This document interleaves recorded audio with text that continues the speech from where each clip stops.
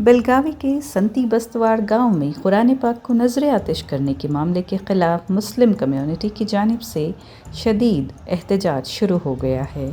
हज़ारों की तादाद में लोग बेलगावी के चिन्नमा सर्कल पर जमा हुए, जिन्होंने सियाह पट्टियाँ हाथों पर बांधकर गुस्से का इजहार किया।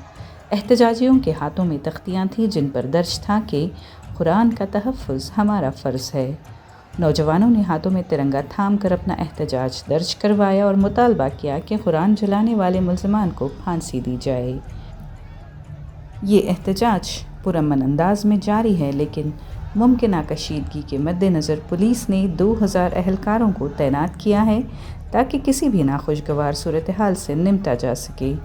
इस मामले से न सिर्फ मकामी सतह पर बल्कि रियासत भर में बदअमनी का माहौल पैदा हो सकता है। मुसलमानों ने इस मामले की शदीद मज़म्मत करते हुए कहा कि कुरान जलाना न सिर्फ मजहबी जज्बात को मजरूह करना है बल्कि समाजी हम आहंगी पर भी हमला है।